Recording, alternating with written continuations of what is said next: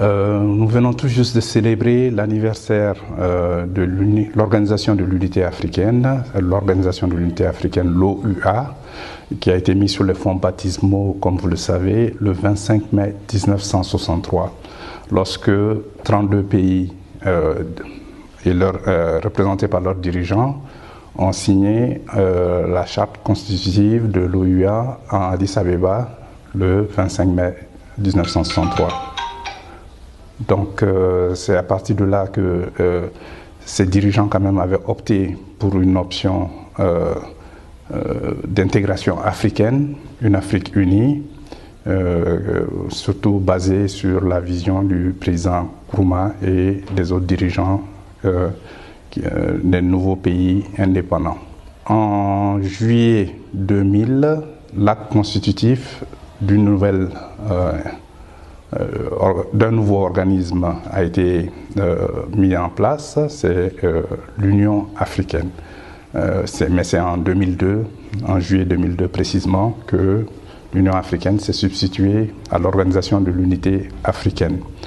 Donc, la vision de l'Organisation de l'Unité africaine, c'est d'avoir une Afrique intégrée, prospère, unie et en paix, conduite par ses propres citoyens et jouant un rôle dynamique sur la scène mondiale.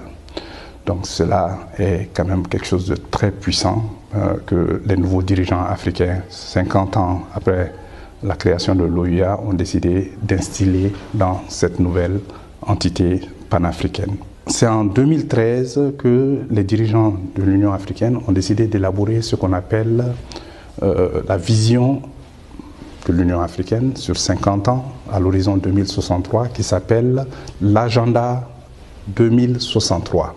Donc c'est un cadre commun pour un développement durable et une croissance inclusive pour l'Afrique. Cela est l'aspiration numéro 1 en réalité de l'agenda qui contient cette aspiration.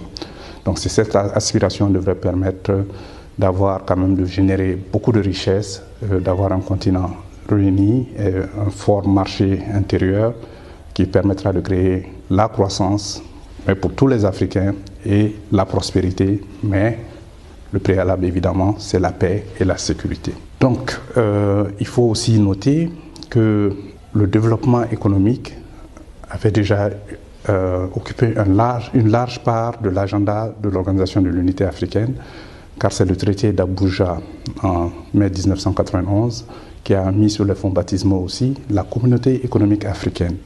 Donc c'était uniquement pour se charger du développement africain en faisant des communautés économiques régionales les piliers de l'intégration économique africaine. On peut dire donc que l'intégration économique a précédé l'intégration politique, en tout cas à ce niveau. La communauté économique africaine est basée sur les communautés économiques régionales. Donc je vous ai parlé des 8 communautés économiques régionales qu'on appelle les CER. Nous pouvons citer l'Union du Maghreb arabe, l'UMA. Nous pouvons aussi citer la communauté des États sahélo-sahariens, la CENSAD. Ensuite, vous avez la communauté économique des États de l'Afrique de l'Ouest, la CEDEAO. Ensuite, vous avez la communauté économique des États d'Afrique centrale, la CEAC. Ensuite, vous avez l'Agence intergouvernementale pour le développement. Et ensuite, vous avez la communauté de l'Afrique de l'Est. Et vous avez le marché commun pour l'Afrique australe et orientale. Et finalement, vous avez la SADC, la communauté des États d'Afrique australe. L'Afrique est toujours confrontée à des problèmes d'ordre structurel, donc la transformation économique est un impératif et je pense que les dirigeants en sont conscients. Et en réalité, si nous regardons les chiffres, il est établi que l'Afrique est surtout dépendante du commerce des matières premières. C'est-à-dire nous exportons, nous vendons à l'extérieur des produits bruts, des produits de base, et nous importons des produits manufacturés. Et cela affecte beaucoup notre économie, car ça nous assujettit au prix des matières, à la fluctuation des prix des matières premières, que ce soit le pétrole, l'or, le cacao, le café, le coton, etc. Nous dépendons des marchés internationaux. Donc cela ne nous permet pas de faire des prévisions juste par rapport à notre programmation économique et à nos prévisions économiques. Il est estimé qu'environ plus de 60% du commerce africain est basé sur les exportations de matières premières et que 50%, environ 50% est composé d'importations de produits manufacturés. Donc à ce rythme, ça va être difficile pour l'Afrique d'être un acteur majeur au niveau de la chaîne de commerce mondiale, parce que vous savez que l'Afrique exporte moins de 1% des produits manufacturés dans le monde, et qu'au niveau des industries, l'Afrique, selon une étude de McKinsey, l'Afrique ne génère que $700 par habitant en termes de recettes industrielles, alors que l'Asie du Sud-Est est à $3 400 par tête d'habitant et l'Amérique latine à $2 400. Donc vous voyez que nous avons du chemin à faire.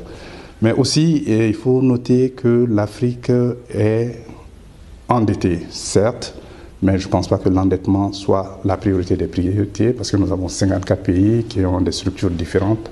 Il faut voir la totalité de la dette, qui est passée de 170 milliards en 2015 à environ 309 milliards de dollars en 2019. Mais il faudra regarder la structure de la dette, les nouveaux acteurs qui sont venus, parce que la part des multinationaux n'a pas bougé. Maintenant, il y a des acteurs privés, il y a des nouveaux pays. Il va falloir voir ça au cas par cas.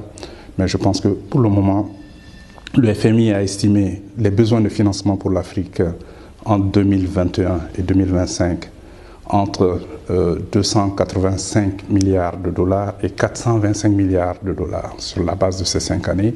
Donc il va falloir quand même que les Africains réfléchissent à des meilleures sources de financement et que surtout à développer des marchés financiers et des ressources stables. Et puis que nous puissions bâtir une économie plus verte, plus résiliente et plus inclusive, mais aussi il va falloir créer des emplois durables, parce que vous savez que chaque année, l'Afrique doit au moins quand même avoir créé près de 12 millions d'emplois, parce que vous savez, avec notre taux de démographie, il n'y a qu'environ 3 millions d'emplois qui sont pourvus, et ce n'est qu'à travers la transformation structurelle de notre économie, la transformation économique, en industrialisant, c'est-à-dire en transformant davantage ce que nous produisons, en commerçant davantage aussi entre nous, que nous pourrons créer ces emplois stables pour quand même une prospérité bien bâtie pour le futur.